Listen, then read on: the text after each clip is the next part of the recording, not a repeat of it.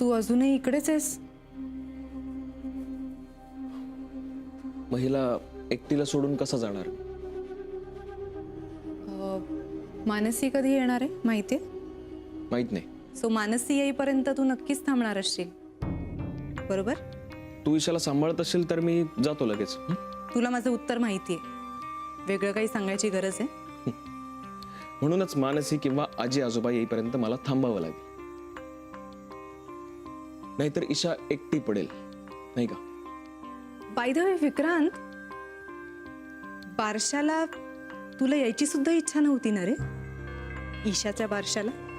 ईशा विक्रांत दळवी हे नाव वाचून सुद्धा तुला फार त्रास झाला होता ना?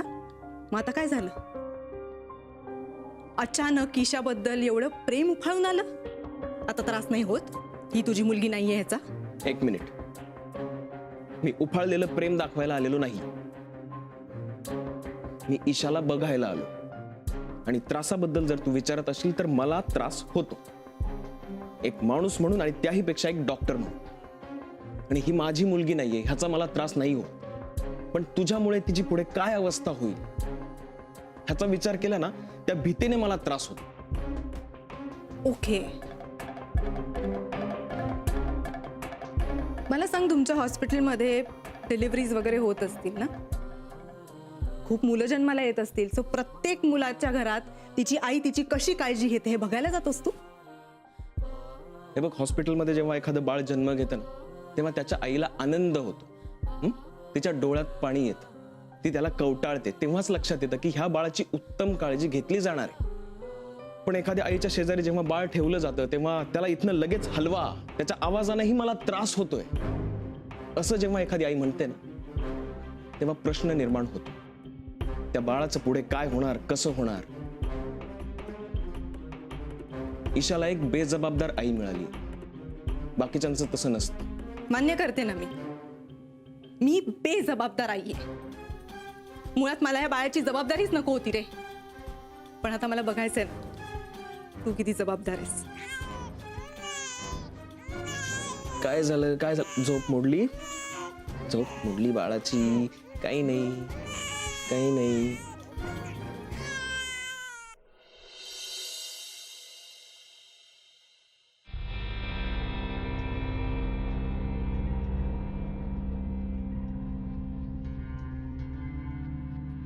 माई, माई, विक्रांत अजून आलेला नाहीये. मी काय करू? हे आपण मगाशी बाहेर बोलत होतो त्यावेळेला निर्मलेचा फोन आला होता. निघालाय, पोचेलच इतक्यात, बरोबर? हो. मग अजून तो घरी पोचतोच आहे. वाजले किती बघ? गाडीने 10व्या मिनिटाला पोचणारा माणूस अजून पोचतोय, याचा अर्थ काय? गेला असेल कुठेतरी कामासाठी. कुठेतरी? मी सांगतो ना, कुठेतरी म्हणजे कुठे ते. तो मोनिकाच्या घरी गेला असणार. लपाछपीचा खेळ खेळतो तो आपल्याशी. कशावरून? सगळ्या दळवींच्या वागण्यावरून सांगतोय ग मी. सगळे एक एक करून लपून छपून जातातच ना भेटायला. मग हा कसा मागे राहील? आणि हा त्या मुलीला सांभाळणार म्हणतोय. नानू, ही सगळी बडबड आत्ताच करायला हवी का मला सांग. हे बघ, मला या सगळ्यामध्ये पाडू नकोस तू. नाही माई, अगं असं करून कसं चालेल?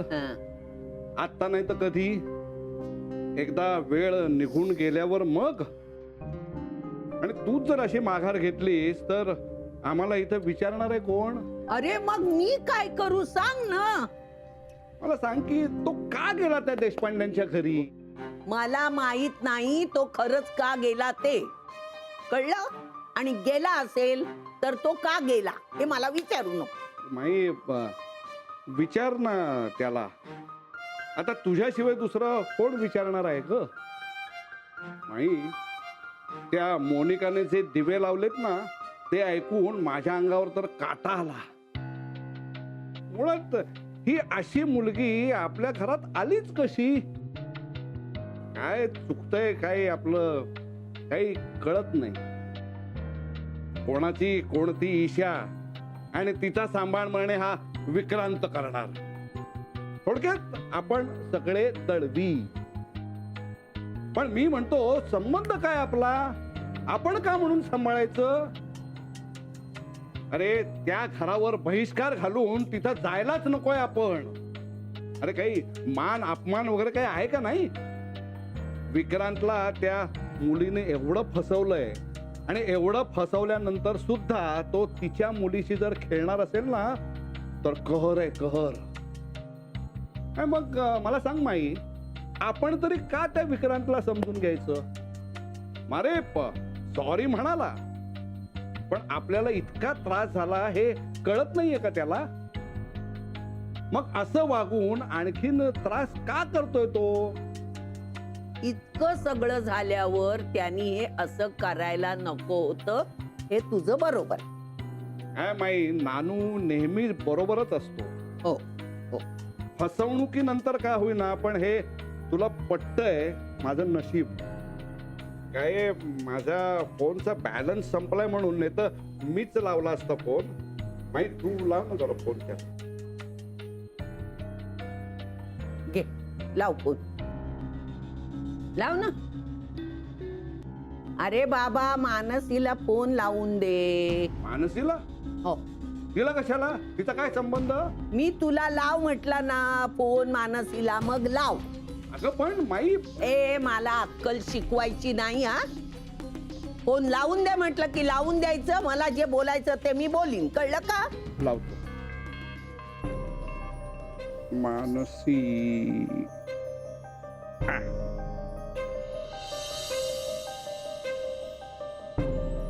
का मी इतका अस्वस्थ होतो? मला कुठलेही वेगळे अर्थ काढायचे नाहीये. मी इन्सिक्युअर होऊन विचार करणार नाहीच आहे.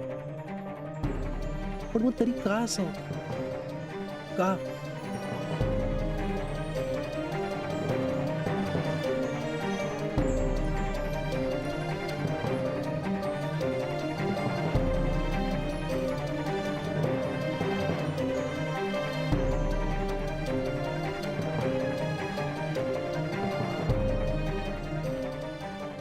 थँक गॉड ही शांत झाली.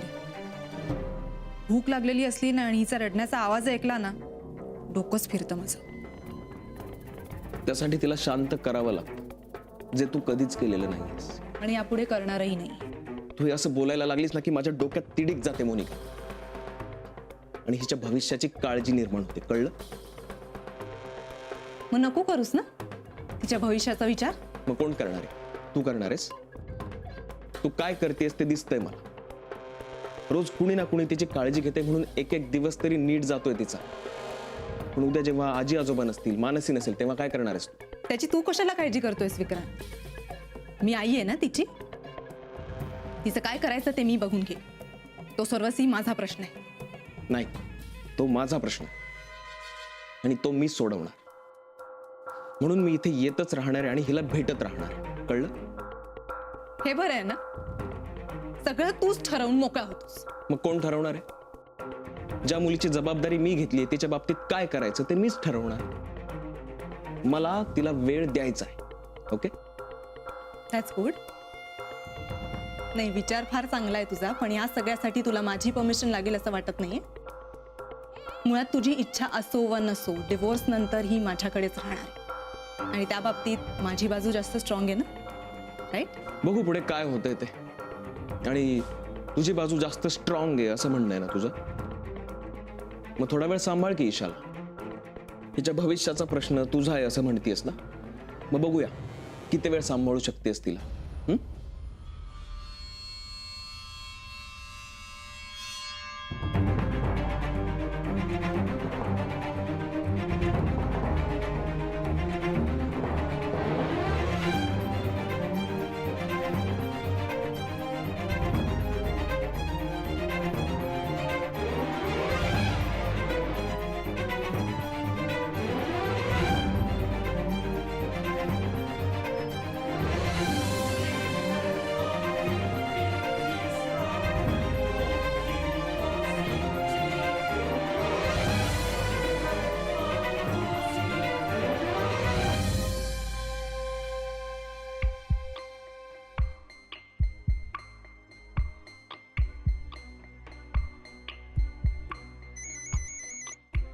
आजी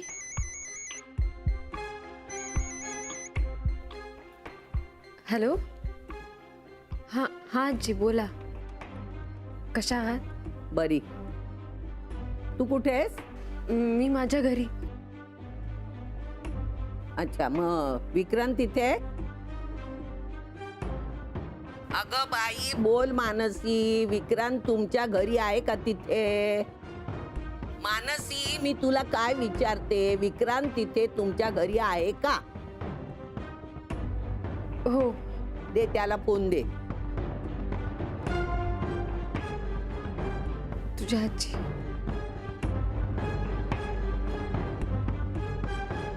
बोला जी.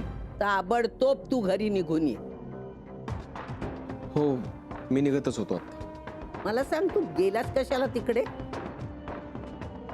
इतकं सगळं झाल्यावर तू येऊन माझी माफी मागितलीस, चुकलं म्हणालास. नाही नाही, तुझं म्हणणं मला थोडंफार पटलं, म्हणून लगेच दुसऱ्या चुका करायला तू तयार झालास. आजी हे बघ तसं काही नाहीये. लवकर ये घरी, लगेच निघ. कोण बोलतं माहिती आहे ना? आजी बोलतेय. अजूनही तिच्या शब्दांची किंमत असेल, तिच्याबद्दल आदर असेल तर तडक निघून ये घरी.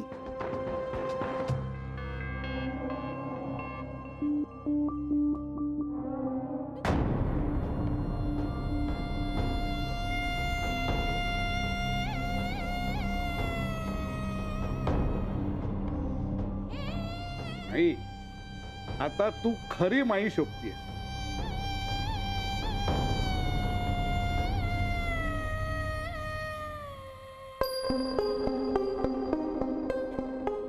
हे काय मी काय विचारतेय ताई? हा होता तुझा इंटरव्ह्यू?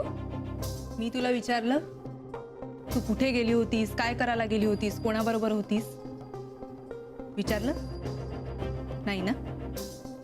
त्याच्यामुळे मला कुठलाही प्रश्न विचारायचा नाही. काय काय विचारून आलीस तिथे? हिला कसं तिथे दाखल करायचं ते? मी तुला विचारलं का सलीलशी काय बोललीस म्हणून? ताई प्लीज उगाच विषय बदलू नकोस. मी विषय बदलत नाहीये मानस.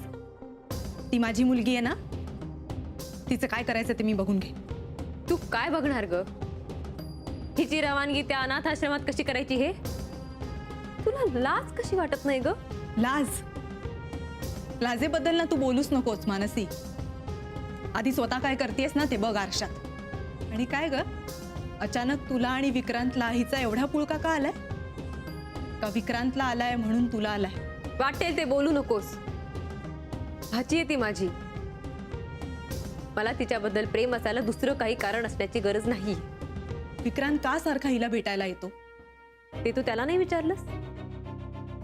आणि बाय द वे तो आज इथे पहिल्यांदा आलाय, तेही स्वतःहून, कुणालाही विचारून किंवा सांगून नाही. बरं ते सगळं जाऊ दे. मला सांग, काय मनात काय आहे तुझ्या? ईशाला असं कुठेही ठेवण्याचा विचार तरी कसा येतो ग तुझ्या मनात? हा बोल आजी.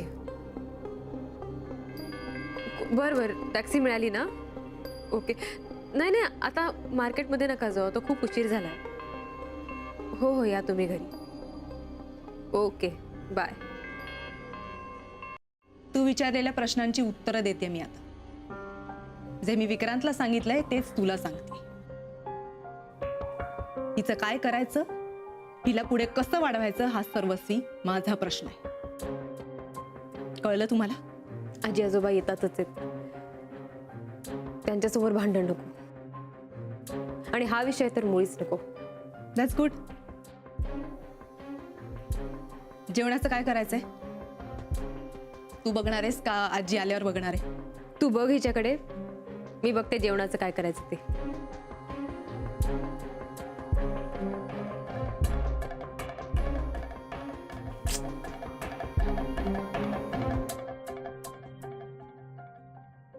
अरे एकटाच आलास?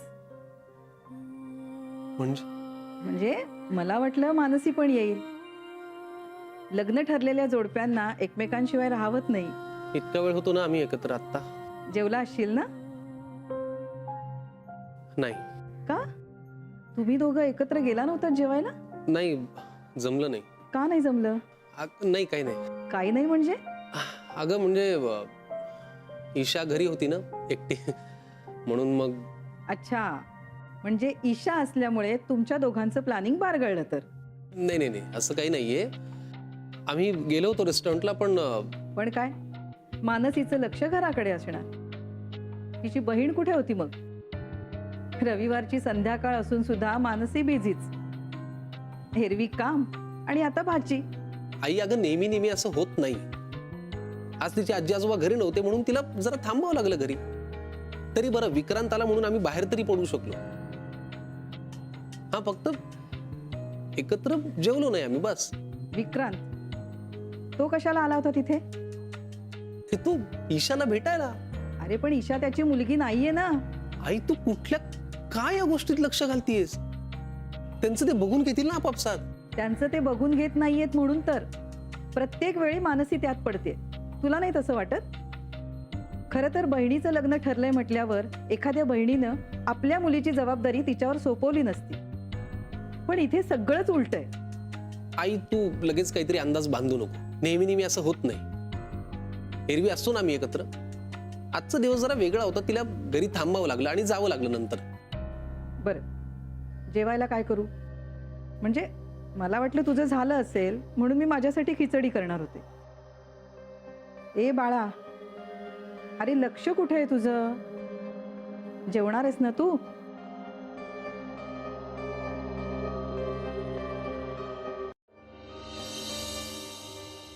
जे काही घडतंय त्याला सगळ्याला तोंड आम्ही द्यायचं का? हा, तुम्ही आपल्या आपापल्या खोलीत लपून बसता. आम्ही कशाला लपून बसू? काहीतरी काय बोलतोस? कशाशी संबंध आहे का तरी उगाच? तुमचा मुलगा आहे एवढा तरी संबंध आहे ना. हा, समजावा त्याला. पण तो आहे कुठे? येईल. माई सुद्धा वाट बघते त्याची. म्हणजे समजवा त्याला असं का म्हणताय?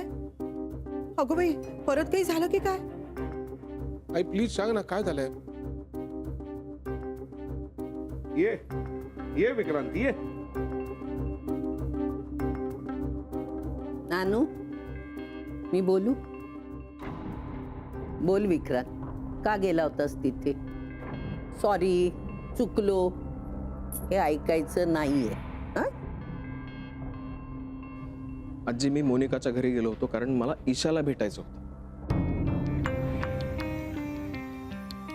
गेले कित्येक दिवस मी तिला काहीच वेळ दिलेला नाहीये. अरे पण तिच्यासाठी वेळ काढायची गरजच काय?